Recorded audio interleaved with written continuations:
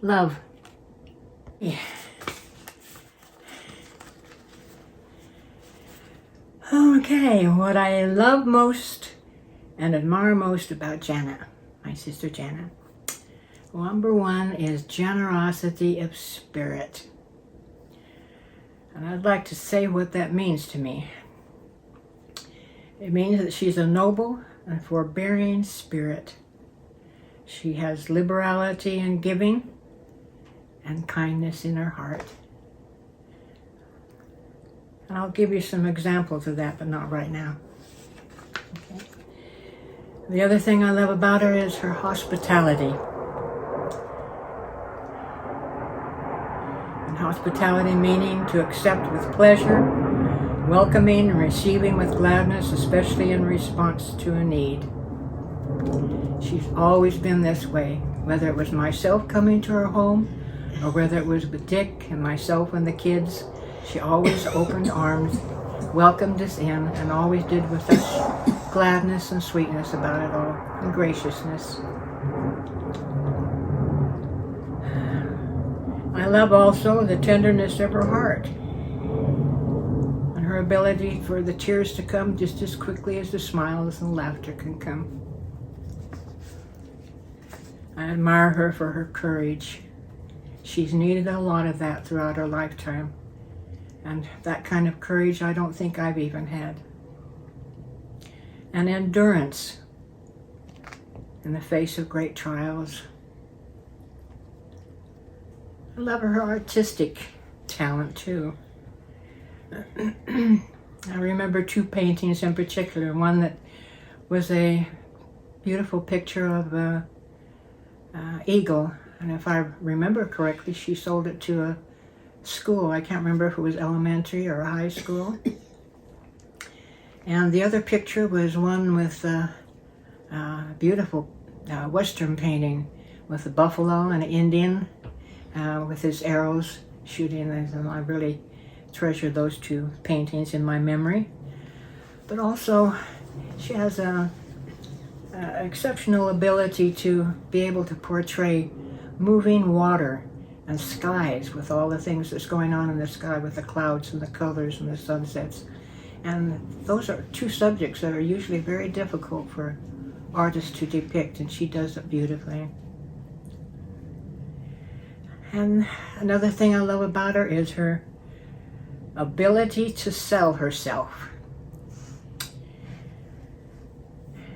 This is often prompted by need, but accomplished by talent.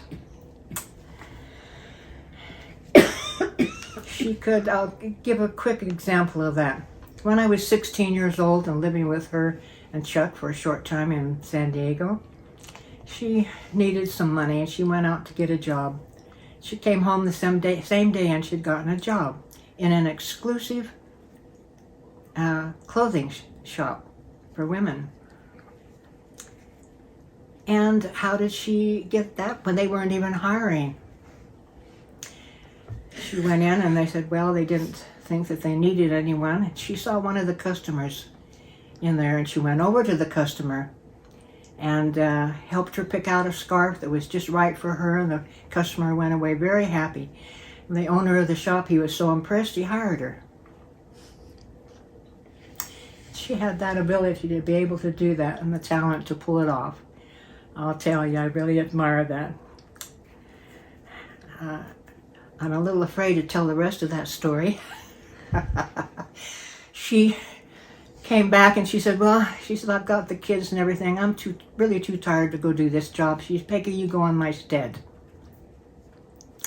So she dressed me up in a proper outfit for this exclusive shop. So I had to be dressed all in black and have my hair pulled up and into a bun. And here I was just 16 and making me look a little more mature. And so off I went to the shop and I said, Janet couldn't come in, so I'm in here in her stead. Well, the owner looked at me like I was crazy. And he said, I'm sorry, but I hired your sister, not you. And me, did I try to sell myself? No, I just turned around meekly and went out. So you can see the difference there in personality and what she was able to do. And she did this so many times in her life, and I just really admire her ability and talent to be able to do that. I also love her empathy and desire to help those that are suffering and in need.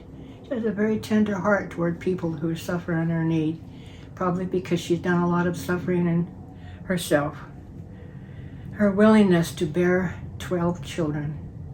Considering women nowadays that don't want to bear children or try to get rid of them through abortion, that's a marvelous quality for her to want to do that, especially when she was having them under circumstances that were far from ideal. The other thing I admire about her is her testimony of the gospel of Jesus Christ and her missionary efforts. She was always willing to share the gospel with her family, with anyone that she would meet and talk to. She loves the gospel, and I love her for that, and so does Heavenly Father love her for that.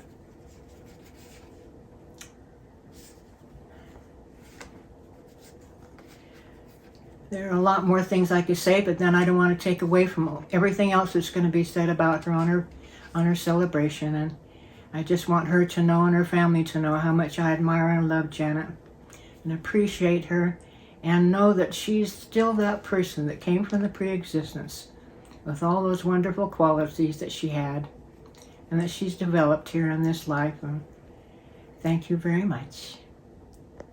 Hi Janet, it's Catherine, your youngest sister, sending you a birthday wish. Happy 90th birthday. That is such a big milestone in your life, and I think it's phenomenal that you have made it that far down the path of life, and I just want to wish you a really happy birthday. I also want to tell you of the fond memories I've always had of you. As a child, I just remember being thrilled when we got to come visit you. I never really had cousins, and so your children, my nieces and nephews, were really more like cousins to me, and I always just loved being around you and your family, and I appreciated the many times that you would talk to me. You'd take time out of your day to just chat with a kid and tell me different things. And I still remember the stories that you shared of your many experiences, of your time living in Hawaii and in the Philippines. In fact, when Kelly and I went on our mission to the Philippines, there were a number of things that I knew about or I would think about when I was there, like, oh, I remember her talking about the duck eggs, which they still eat there and think are a delicacy, which I didn't try. Also, I remember this one time that you told me that if you ever wrote your memoir, you would title it The Scarlet Olive. And I said, why would you name it that? And you said, well, an olive is just a very ordinary, everyday thing. But my life has been anything but ordinary. And it's always had so many strange events that I just think it should be called the Scarlet Olive. So here's wishing a very happy birthday to the Scarlet Olive.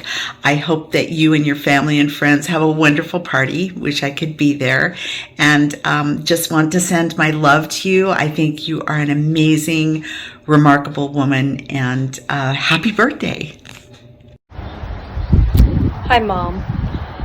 When I think of you, I think of timeless, and I just, doesn't matter what age you are just beautiful. I love you and I miss you and can't wait to help celebrate your birthday. Happy birthday, Mom. Love you. Mom was always an adventurer.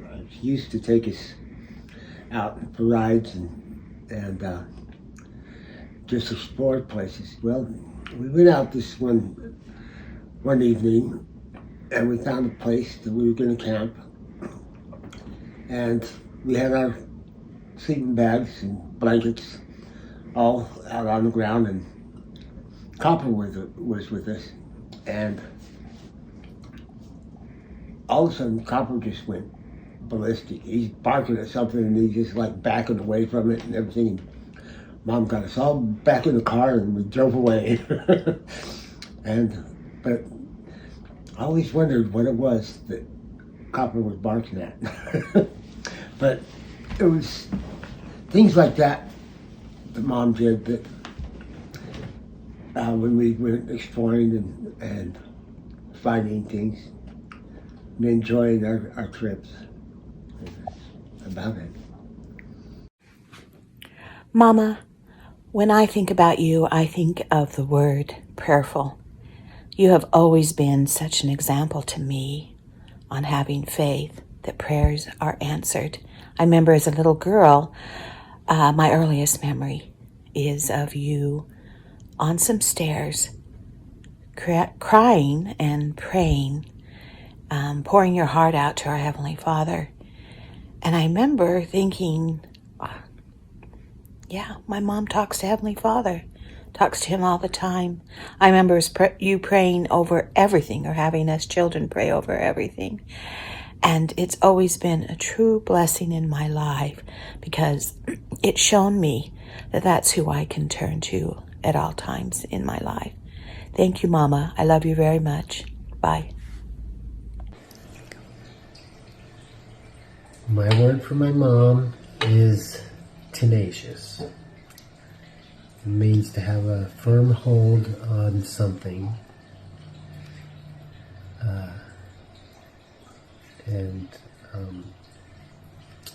I think my mom's firm hold on doing the best that she can for her children is how I see her as being tenacious. Creative. One of my fondest of memories of Mom occurred on a trip to Arizona. We were driving along as kids were asleep in the back of the car. Mom was driving when suddenly she woke us up. Wake up, wake up. And we looked out, and there the sun was beginning to set. And running across the plains were these wild horses. And as the sun was setting, it looked like the horses were on fire, running across. And it was just this spectacular memory in my mind of watching the beauty of that moment, the beauty of the sunset and those horses running. And I thought it was spectacular at the time, and was really grateful for that opportunity. It wasn't until I was a mother myself that I thought about the enjoyment of a few quiet moments, that I thought that was even more spectacular, that Mom, in this moment of quiet, that she felt like it was more important to wake us all up, to enjoy the beauty of that moment and share it with us, more important than a moment of quiet. So thanks, Mom. Love you. Movie goer and critic. Well, we got out of the line. We were having a pillow fight in the middle of the night, and Mom got upset and came out and spanked us all, including the neighbor kids. The neighbor kids, they were first. Okay. Then, the next day, they're telling their mom, Dad's mom spanked us. And she's like, good, you probably deserved it. The other night, Mom and I were watching Sound of Music, and it's at the part where the nuns are singing about Maria and what they're going to do with Maria, and they're debating on which she is. Is she an angel? Is she a demon? Is she a clown with liberty gibbet? Is she a saint? Is she a lamb? And the Reverend Mother ends up saying she's just a girl. And then they all harmonize about how you cannot hold a moonbeam in your hand. And I turned to Mom and I said, that reminds me of you. And we laughed and we continued to watch the show, but I can say for surety there is so many words that can describe my mom, and I've been witness to a lot of different things in her life, but I think the word that comes to mind when I think of her is a miracle worker. I've seen different episodes in her life where I've seen miracles happen because she has been God's hands and has entered into people's lives and affected them in such a deep and impactful way. I remember time and time again her talking to people and really listening to them. And it didn't matter where. It could be the bank, it could be the bus stop, it could be at a restaurant. And I have two examples of this that I'd like to share. One time we were going to Los Hermanos, is one of our favorite Mexican restaurants, and we would go in and we'd usually have a good time with the servers and laugh and stuff. But there was one particular time we went in and there was a guy who had just come up to us and say, "Hi, my name is Jared. What can I get you?" He seemed very stressed out. He seemed kind of standoffish. But Mom said, "Oh, Jared, that's my son's name. And he's tall and handsome like you." And he's like, oh. And she's like, "Tell me about yourself, Jared." And he's like, "Well, I'm a BYU student and I just recently got married and I'm struggling to my finals coming up. And so, yeah, it's kind of busy." And then he went to get somebody's food and he came back and he started talking to us more that he was going to major in business, but that his passion was blowing glass and that he would, he's trying to refine his talent on that. And he just started opening up more and more to Mom. And she never ever went into herself. She never said, "Oh yeah, well, that's like me." She just let him speak and talk and opened up a safe space for him to share himself with us. And so the next time we went in, we would see him and he would go to the hostess and he would say, those are mine. Put them in my seating. And that would happen every time we went in and saw him. Well, we didn't go into the restaurant for quite a while after that. And but we decided, we got a feeling and we decided to go to that restaurant. And he got so excited. We saw him and he was just ecstatic. And he's like, "This is my last day. And I was praying that you guys would come in. I wanted you to meet my wife." And so he said, "If you can just wait, I'll give you food if you can just wait for her to come." And we said we would. And so she came in, breathless, smiling, and holding something. And he said, "I made this for you." And he gave Mom a bird-like glass. He'd blown glass that looked like a bird, and it was full of colors like pinks and purples. So he obviously knew a little bit more about Mom as her favorite colors and pinks, and it was just beautiful. And he obviously had spent time on that, thinking of her. And he said, "I will never forget you."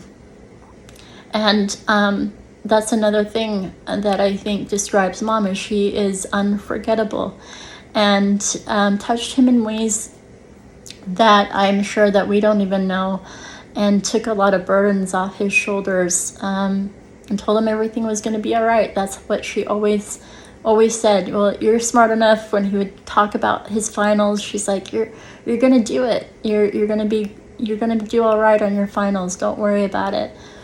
And so I just remember her setting people at ease, giving them inspiration. Another time I remember is we would go to this Thai restaurant, And the owner of the Thai restaurant was a lady, and she had broken English, but she would always say hi to us, but she would always stare at Mom a lot. She would just stare at her, and I was always like, why is she staring at Mom? I know, sometimes we can be odd, but she would stare very intensely at Mom and then walk into the back of the restaurant. And it happened several times when we were there. And then one time she came up to Mom, and Mom was smiling, and she came up to her and said, my mom wore hats, and Mom always is wearing a hat. And she says, you remind me of my mother. And instead of saying, oh, that's nice, that's great, Mom said, well, tell me about your mother. And the floodgates just came open, and she said that her mother had passed away and that she was going through a lot. And I just was intensely talking to Mom, and I could see that she missed her mom intensely, and that Mom was giving her something. And she just told her everything. She told about that she was going through a divorce and that she was trying to handle this business on her own, and that she had just sent her daughter on a mission. And as this was going on, I felt a very strong presence feeling, and it was warm, and I felt in my head that her mom was there and was grateful to my mom for letting her daughter talk about her life and the things that she was going through, because she couldn't be there to give her daughter comfort. And so Mom was doing that. She was taking that place.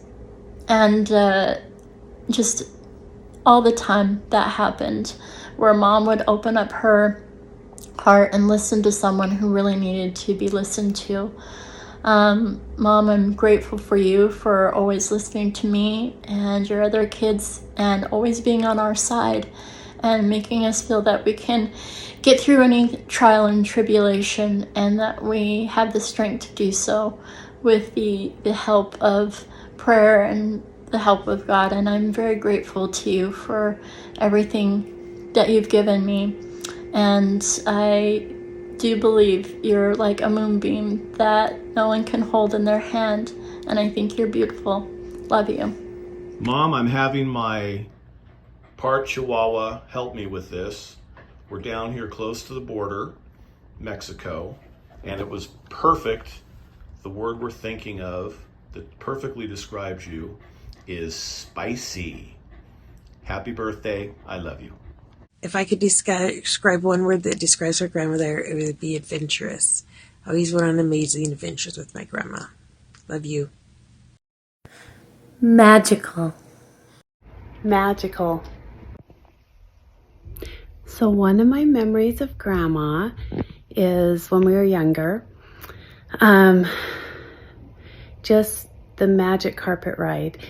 Going on the carpet, bringing treasures from a bag or closet or wherever that we could dress up and go on these magic carpet rides. And also just the adventures. So we'd get in the car and go up to the mountains, and it was always magical and an adventure with Grandma.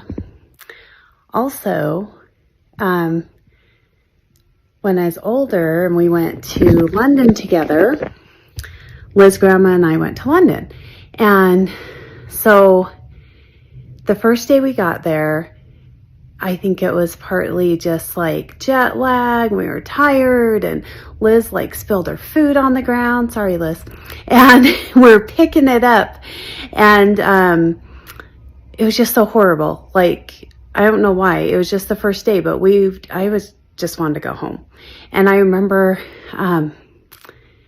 Grandma was just talking to us about other times she had been out of the country, and she just made us feel like at peace and happy.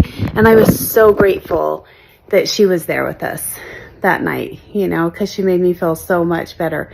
And then by the next day, we were ready for adventure. So Grandma's always good for adventure. We went to the convention together and we all dressed up. Grandma was the mystery lady, which was awesome. And it was a lot of fun. I will say though, if you go on a trip and there's 3 people or an odd person, you should make sure that one of them loves you more than they love the other person. Because I almost got hit by a car in London. And I literally almost, it was so quick, and I almost got hit and I barely didn't.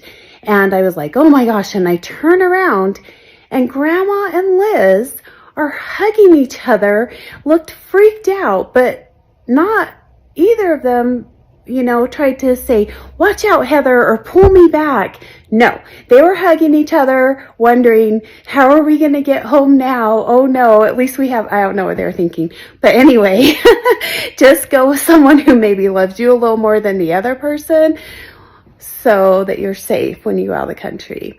Anyway, I love you, Grandma, and I love all the adventures that I've had with you and the many more that we can have.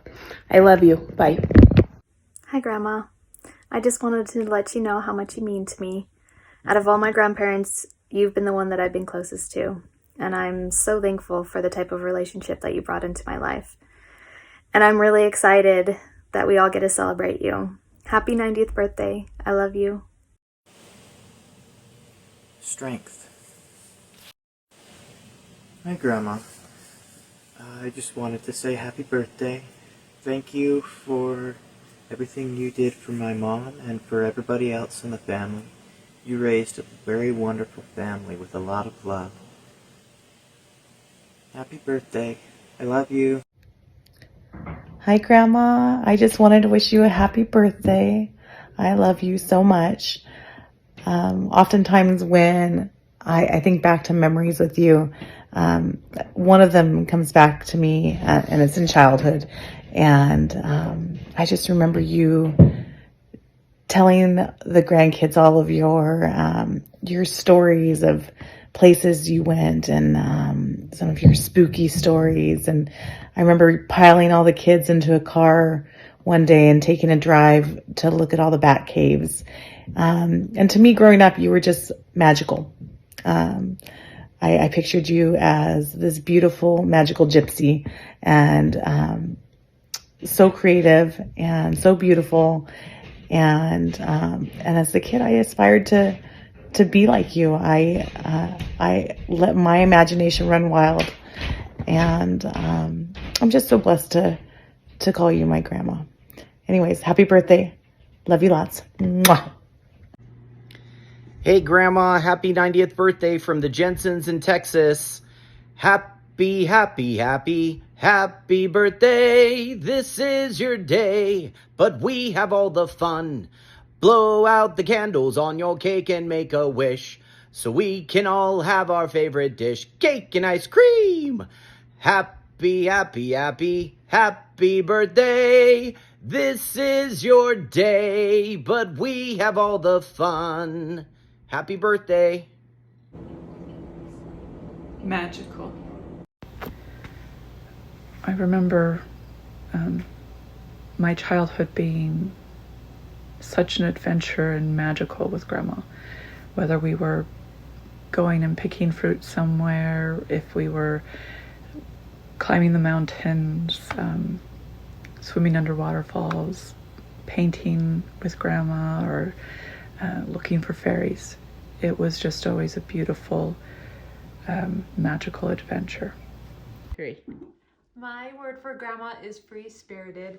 She has a grace and charm about her, and her smile lights up her whole face, and her laugh sounds like birdsong. My time with her is always joyful and loving. Happy birthday, Grandma. My word when I think of Grandma is spirited. The memory I want to share about Grandma was years ago, back before I had kids. I picked up Grandma and Liz and we were headed to Boise to go visit my parents. And Grandma was laying down in the back seat and Liz and I were rocking out in the front seats. And suddenly Grandma sits bolt upright, just screaming bloody murder. and we couldn't figure out what was wrong and almost swerved into a pillar because she was screaming, and then turned out she was screaming because I was driving too fast. So anyway, happy birthday, Grandma. Love you. My word for Grandma is laughter. My favorite Grandma memory is from many years ago. Grandma and I were sitting together at some family gathering, and she was telling me all these different stories about her rings and her paintings, and she kept telling me how much I reminded her of my mom when my mom was young.